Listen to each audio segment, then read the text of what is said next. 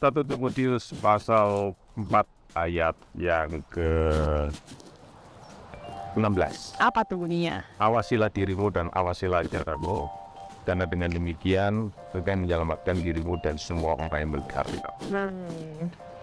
Oke, thank you Koden. Cek dulu bener gak? Welcome back to another episode of Cultivated Podcast, equipping all generations to become Christ ambassadors. Hari ini kita kedatangan tamu yang sangat istimewa, yaitu our very own Pastor Daniel Prayogo. Halo Koden. Halo El, nice to meet you. Nice to meet you, thank you. Nice weather, nice day. Thank you udah join kita hari ini buat ngobrol-ngobrol. Sure. Nah, Pastor Daniel ini akrabnya dipanggil sama jemaat itu Koden ya, singkatan dari Kodaniel. Nah, thank you Koden udah join kita hari ini. Hari ini kita merayakan hari yang sangat spesial karena di IC Melbourne, gereja kita merayakan anniversary yang ke-25 tahun. Dan Koden juga baru ditabiskan menjadi gembala di gereja kita. Nah, jadi sebelum kita dive in dan ngobrol-ngobrol lebih jauh Koden soal itu, boleh nggak nih Koden mungkin share dulu nih sedikit tentang backgroundnya Koden gitu. Mungkin dulu kecilnya gimana gitu awal mulanya Koden bisa mulai melayani Tuhan. Mungkin sambil jalan Koden? Oke. Ya. Jadi aku ini masa kecilku itu ada di 3 tempat. Aku lahir di Bojonegoro, besar di Jember, jadi mulai TK sampai SMA di Jember, lalu sejak kuliah aku di Surabaya. Kemudian tentu pindah ke sini. Nah, aku tentu bersyukur sekali punya orang tua yang memang bukan hanya Kristen, tapi mereka melayani Tuhan. Dan dari kecil mereka mendidik kita, anak-anak. Aku 3 laki bersaudara, aku nomor 2. Kita dari kecil diajar untuk jadi nomor 1 beribadah kepada Tuhan. Setiap pagi kita devotion, yang kita, tapi juga melayani Tuhan. Jadi aku mulai melayani Tuhan itu sejak umur 12 tahun. Masih kelas 6 SD. Aku main organ di gereja. Oh, jadi awal pelayanan tuh main musik gitu ya? Waktu itu masih di Jember, di gereja Pantai Kosta di Jember. Kemudian setelah itu aku pindah ke Surabaya. Aku gabung di namanya Gereja Bethel Indonesia GBI, Jemaat Betani di Surabaya. Dan situ aku mulai Tuhan percayakan pelayanan lebih lagi, mulai dengan main musik. Kemudian aku juga jadi ketua youth, aku juga ngajar kom waktu itu, memimpin choir juga terlibat di waktu itu masih namanya FA ya, Family Altar, mulai. Terus sampai kemudian aku dapat kesempatan untuk sekolah di Melbourne, akhirnya bisa kerja di Melbourne. Tahun 2003 waktu aku dapat bukan hanya pekerjaan tapi juga dapat permanent residence sini. Aku sama Jelly, kami berdua, kami doa sama Tuhan, ucap syukur, dan kita bilang Tuhan yang buka jalan kami ke sini, jadi kami mau kasih hidup kami selama Tuhan izinkan di Melbourne ini untuk melayani Tuhan ya. Itulah sampai hari ini. Makanya terus Koden join ke BIC Melbourne gitu. Iya, karena memang BIC Melbourne ini kan juga bagian dari Gereja Bethel Indonesia dan juga bagian dari Betani. Aku sendiri juga dari Gereja Betani di Surabaya pada waktu itu. Oke,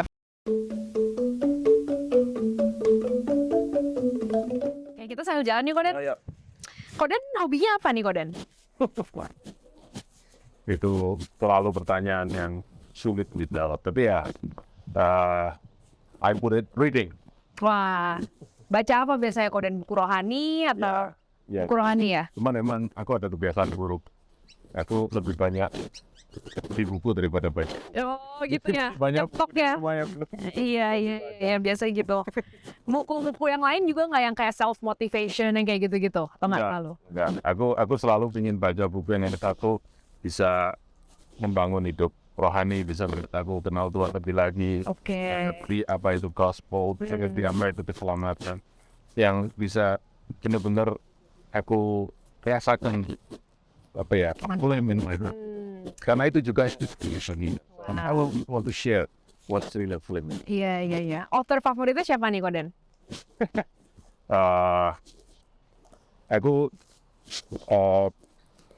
sorry, this just my opinion. Jadi don't take this as a prank. Tapi aku kadang-kadang bilang begini.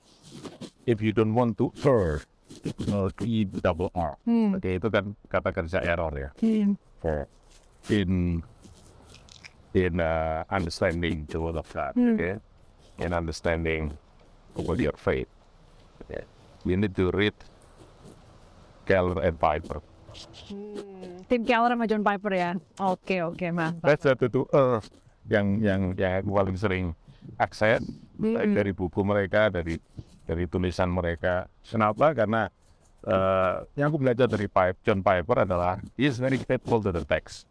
Jadi dia selalu menjelaskan ayat Alkitab itu dengan ayat Alkitab. Jadi aku belajar melihat bagaimana ayat Alkitab itu sangat koheren, sangat koheren itu konsisten satu sama lain. Jadi apabila di satu ayat itu ayat lain bisa menjelaskan. Itu aku suka dari John Piper. Dari Timothy Keller aku suka is relevant. Bagaimana dia engage society, dan dia kan melayani gereja di New York. And New York is I have one of the most skeptical people. Mereka pasti tanya, Christianity, what's relevant to? Yeah. Dan di situ dia bisa membawa bagaimana Injil itu berarti sebagai church doctrine, tapi menjadi life doctrine, jadi satu yang berdasar mengenai dengan kehidupan kita. Apa itu keselamatan itu? Itu kita dibenarkan dalam Kristus. Apa artinya kita mendapat Kristus sebagai anak? Karena itu semua terjadi di hidup kita sehari-hari. We are seeking identity, we are seeking people, we are seeking justification. Dan bagaimana kita bisa membawa dari kebenaran di Alkitab yang doktrinal menjadi sesuatu yang praktikal.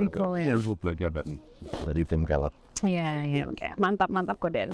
Kalau makanan kesukaan Koden apa nih? Aku ada allergi. Oh ya, alergi apa? I'm allergic to pet food. Oh, jadi asal enak.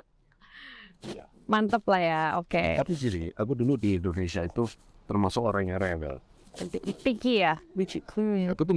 Aku tuh dulu nggak suka kalau makan makanan yang sama lebih dari sekali. Oh gitu. Pagi, siang, malam harus beda. Ya, tapi tentu di Indonesia karena tinggal di orang tua, ya ada yang masakin. Indonesia ini bareng sama JM ini harus dia sendiri. Dari situ aku bilang, aku mesti. Dan aku makan 3 kali menu sama nggak apa-apa. Wah, mantap. Karena aku nggak ingin dia harus waktunya untuk mikirin.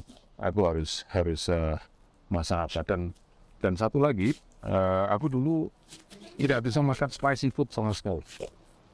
Itu lidah langsung terbakar, ya, kepala langsung berkeringat, dan juga mulai bergelora. Tapi setelah ini hampir 29 tahun, ya tahun ini aku mulai my 29. Oh, wow. Aku sekarang lumayan naik loh. Tolerance ya? Because I'm married to someone who likes spicy. Oh, jadi ada compromise meeting in the middle gitu ya? It's a change because in marriage those people will be changed. The option and will find the meeting point. That's about the beauty of it. Mantap. Makanan Cieli yang paling enak apa Koden masakannya? Oh, everything that's is. Waduh, mantap. Suami idaman.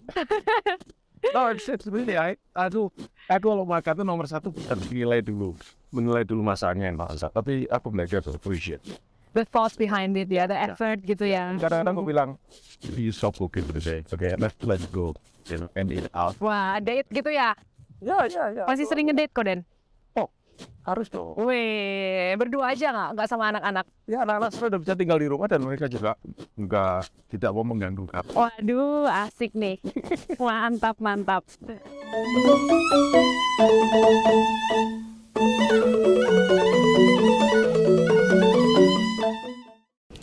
Wah, berarti udah lama juga ya Koden di Melbourne. Tadi dari tahun 2003 ya katanya? Sebenarnya aku datang ke Melbourne ini kali kedua ya. Sebenarnya aku pernah tahun antara November 94 sampai Februari 97 aku pernah datang ke Melbourne juga, cuman BIC kan belum ada. Oh, oke. Jadi aku gabung dengan gereja lain pada waktu itu. Itu aku ambil master degree. Ya, setelah aku pulang kembali ke Indonesia, ke Surabaya, kemudian Tuhan kasih kesempatan aku dapat scholarship ambil program PhD. Dan di situ mulai Juni 1999. Oke. Waktu itu Bethany tentu sudah berumur kira-kira 15 bulan. Karena sejak Maret 98 kan gitu ya. Jadi aku mulai join di situ, tapi aku belum ada pelayanan. Waktu itu aku Jemaat. pengen jadi jemaat. Aku pengen melayani, Jemaat juga. tapi aku percaya bahwa pelayanan itu adalah sesuatu yang Tuhan kasih gitu. Iya. Waktu di Bethany Surabaya, aku sangat aktif sekali. Aku jadi cerita tadi kan, cukup banyak. Datang ke sini tiba-tiba nggak melayani sama sekali, nggak enak juga. Tapi aku bilang ya, aku belajar banyak waktu itu bahwa melayani adalah dari Tuhan gitu. Apa yang Tuhan percayakan pada kita. Jadi akhirnya baru akhir 99 baru mulai pelayanan. Langsung khotbah atau mulai? Ya waktu itu aku sempat beberapa bulan sebelum itu aku sempat dikasih tugas ngajar kom. Tapi berapa kali ngajar kom itu seperti kalau boleh bilang kom private ya. Karena yang ikut cuma 2 pasang suami istri. And you know who are they? Siapa? Pak Unggul dan Bu Linda, Pak Willy dan Bu Lina. Oke. Aku ngajar di sekretariat gereja waktu itu di Elizabeth Street di Malvern. Ya, sampai kemudian tahun 99 Desember aku mulai dipercaya untuk melayani khotbah, dan terus masuk 2000 seterusnya aku terus sampai sekarang ya Koden. sampai sekarang. Puji Tuhan. Berarti udah lama banget Koden yang melayani di BIC Melbourne, 25 tahun nih. Dan aku ingat Koden tuh beberapa kali di mimbar gitu pernah bilang gitu, gereja ini tuh ada karena kemurahan Tuhan. Itu what do you mean by that, Koden? Boleh nggak mungkin ceritain sedikit tentang pekerjaan Tuhan di gereja kita selama ini? Iya. Benar-benar aku melihat gereja ini ada karena kemurahan Tuhan, dan kemurahan Tuhan yang besar. Tentu setiap gereja harus mengatakan yang sama. Tetapi untuk BIC ini benar-benar ada special favor kalau aku bilang ya. Kita lihat apa yang Tuhan berikan pada kita ya, gedung dan semua fasilitas yang ada. Tidak semua punya seperti ini. Jadi benar-benar God's favor yang luar biasa. Tetapi lebih daripada itu, kalau kita ingat sejarah, aku masih ingat sejarah daripada gereja ini. Waktu aku mulai gabung ya tahun 99 ya. Itu mungkin sekitar hampir 90% itu kita student. Dan kita tahu student itu come and go. Ya kalau hari ini aku tidak tahu, mungkin sudah berapa boleh pastilah sudah lebih dari mungkin 2000 ya student yang sudah ikut di sini, sudah pernah datang di BIC dan sudah pulang kembali ke berbagai tempat di Indonesia, di Jakarta, di Surabaya, tempat-tempat lain. Dan student semua, volunteer semua. Ya kita hampir nggak ada full timer waktu itu di gereja. Ya, dan kita juga belum punya gembala lokal yang menetap di sini pada waktu itu. Jadi gimana gereja bisa running dengan seperti itu? Itu pasti benar-benar karena kemurahan Tuhan. Kemudian setiap kali kita ada pelayan-pelayan Tuhan yang bagus gitu, yang sudah capable, harus pulang Indo ya. Iya sih. Ya. Dan kita bilang, aduh, ya kok ini sudah bagus, sudah enak, kita harus bisa long term ya. Pulang, dan kita bilang, aduh nanti siapa yang terusin? Bisa kalau ada itu Tuhan kirim. Jadi memang itu yang kita ingat ayat firman Tuhan yang Tuhan ngomong kepada Rasul Paulus, my grace is sufficient for you.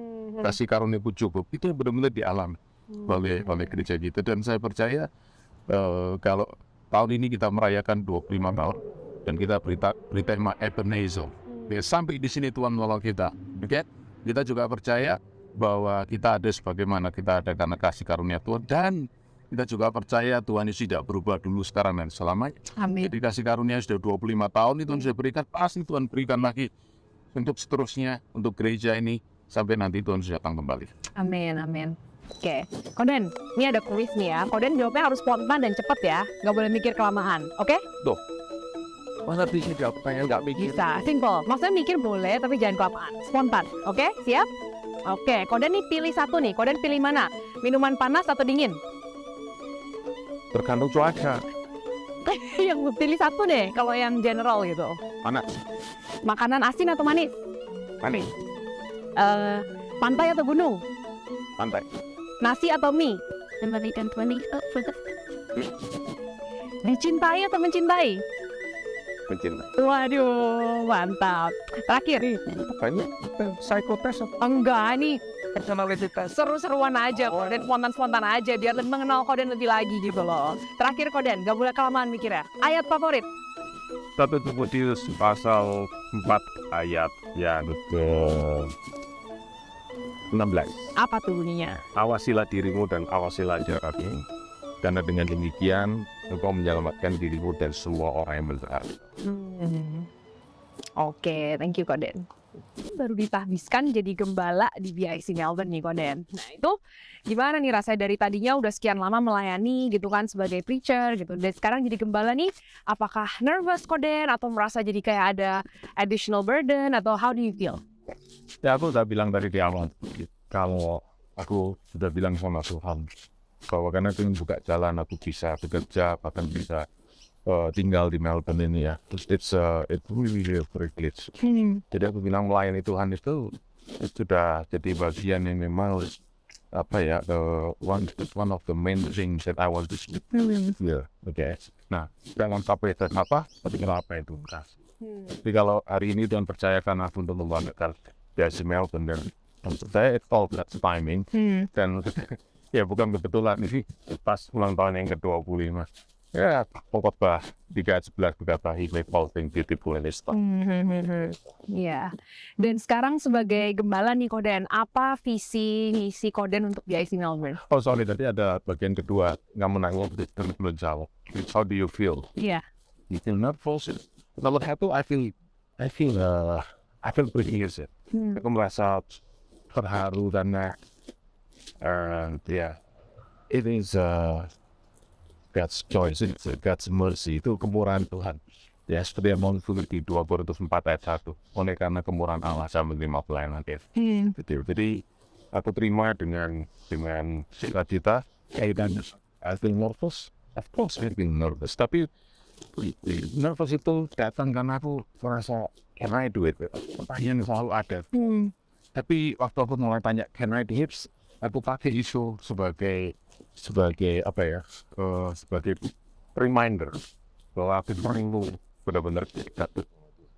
Karena itu yang nomor satu, bukan memikirkan siapa atau apa yang tujuan pengen dicapai kita apa, tapi aku ingin banyak lihat dari yang Tuhan mau, dan aku ingin tidak jadi teman-teman yang gereja misalnya berdoa sama diri yang tak pengen terus.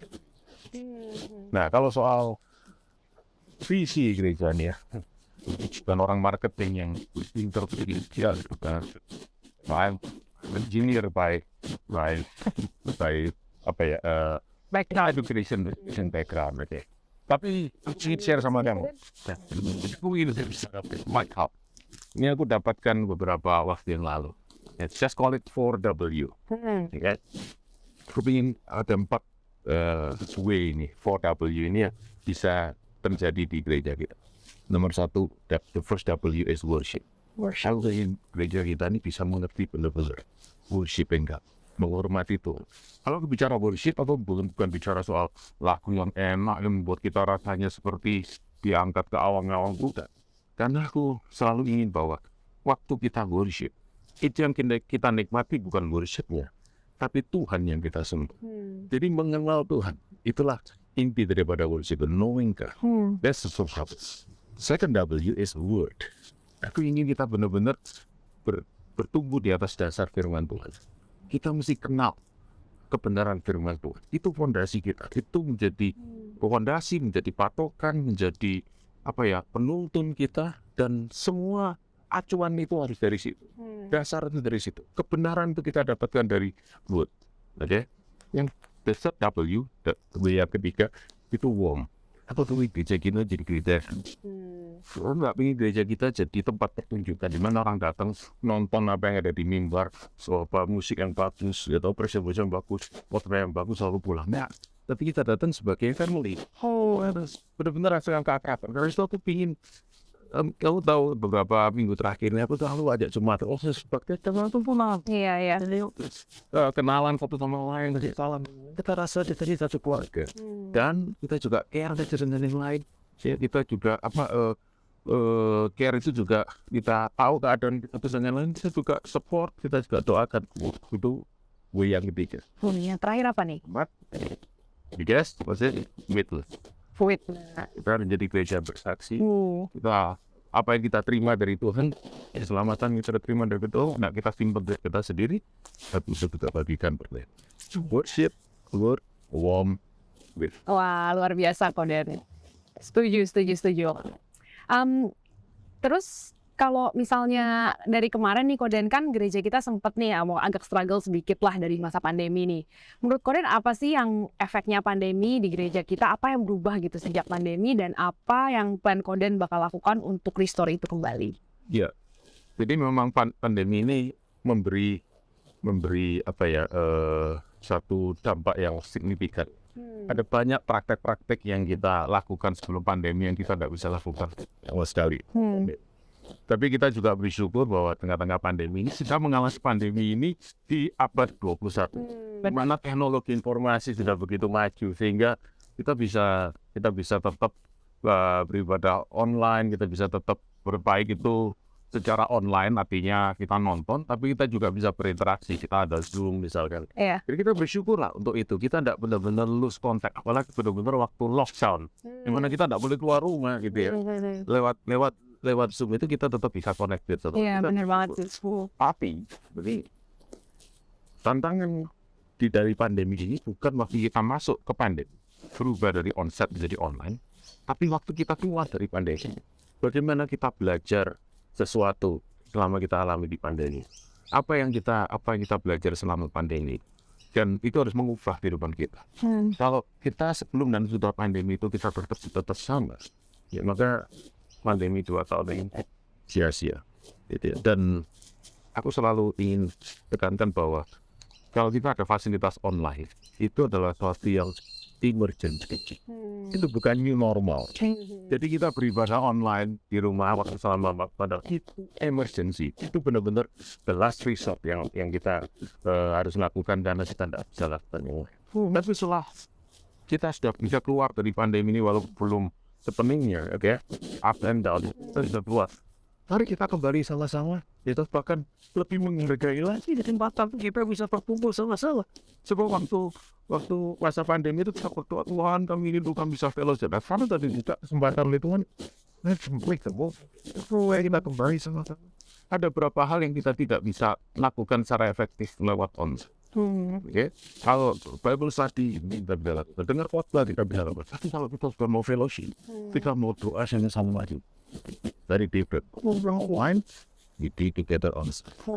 Dan karena itu aku selalu ingin, ayo kita semua kembali, itu harus buka kesempatan ini, let's make the most of it. Benar. Luar biasa. Yeah.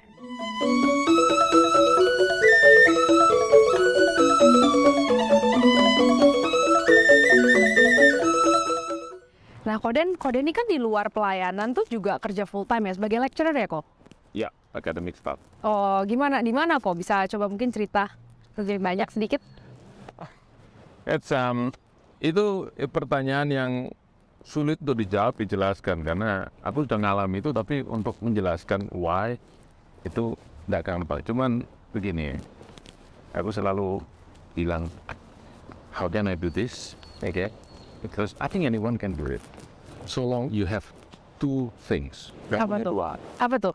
One is you have good Lord.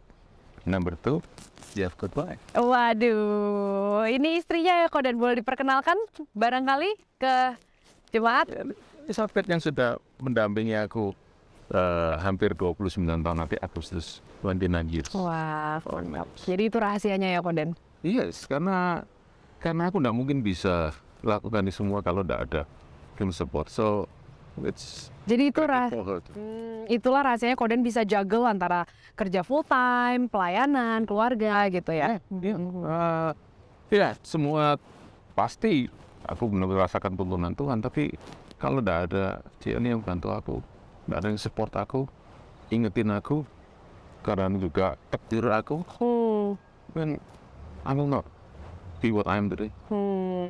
Mantap. Oke, Koden, terakhir deh, last but not least, ada pesan apa nggak gitu buat jemaat di GIC Melbourne?